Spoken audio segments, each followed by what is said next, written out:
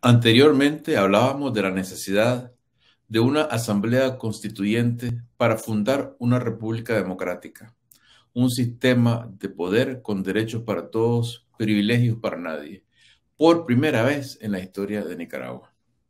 Por primera vez, pues del dominio de la monarquía hispana, el país pasó a un modelo presuntamente republicano, por no contemplar la figura legal de rey o reina, pero que ha sido obra e instrumento de una pequeña élite en detrimento de los derechos de la mayoría y del progreso del país.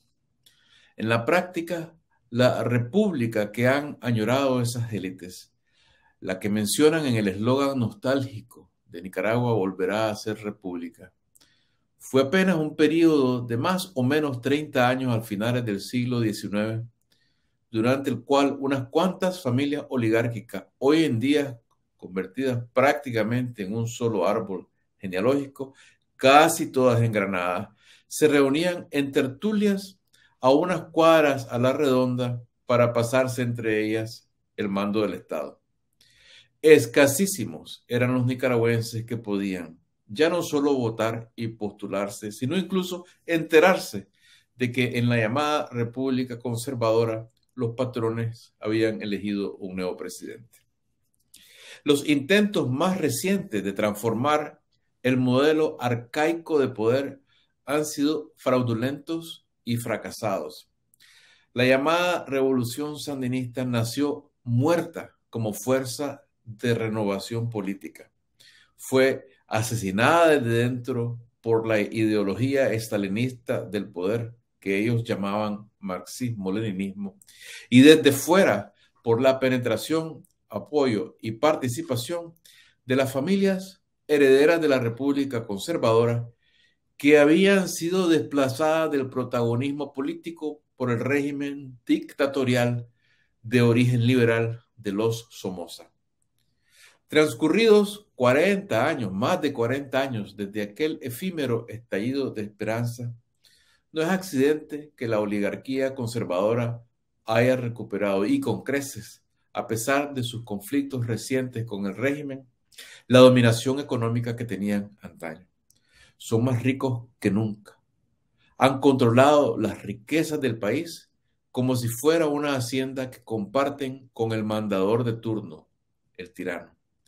Y si tienen roces con este, que obviamente intentan resolver a través de un nuevo pacto, no es por un abandono de corte patriótico, liberal y democrático de sus privilegios, sino porque la rebelión popular y la cruel respuesta del régimen del cual hacían parte los ha dejado a media calle desnudos como el emperador de la fábula.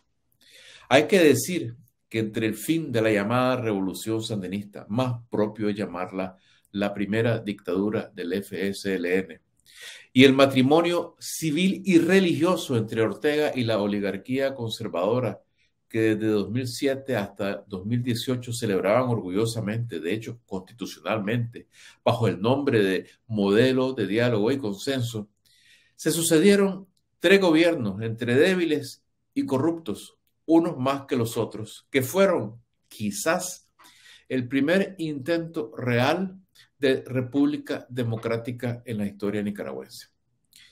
Nació de un parto sangriento como pocos, al final de una guerra campesina contra la primera dictadura del FSLN, que costó decenas de miles de muertos. Nació muy débil la criatura, pero nació.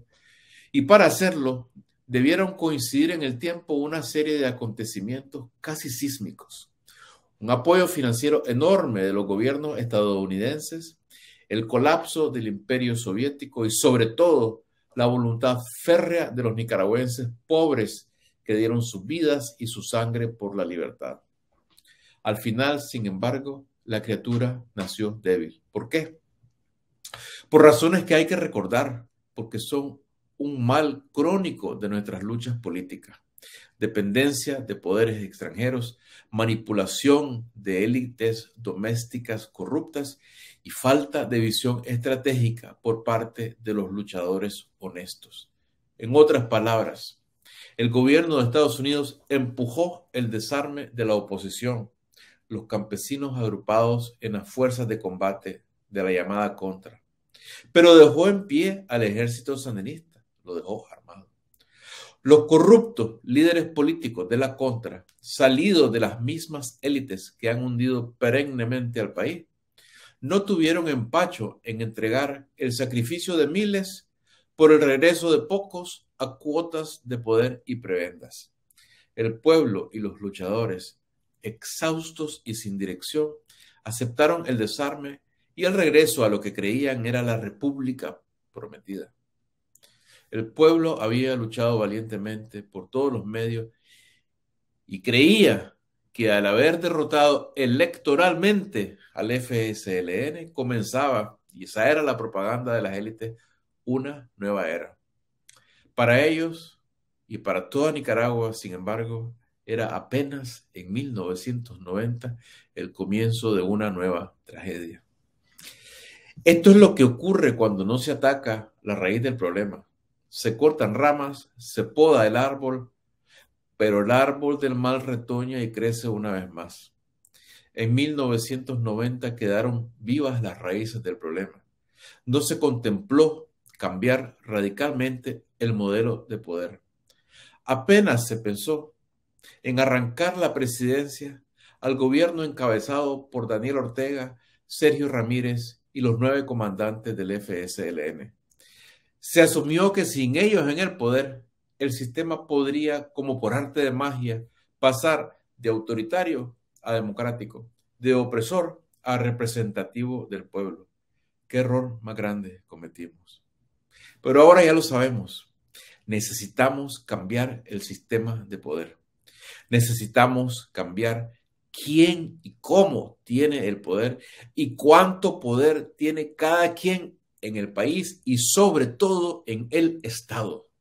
Para cambiar el sistema de poder necesitamos, en la lucha, construir nuestro poder, el poder del pueblo, el poder democrático, disperso entre todos, pero con una voluntad común.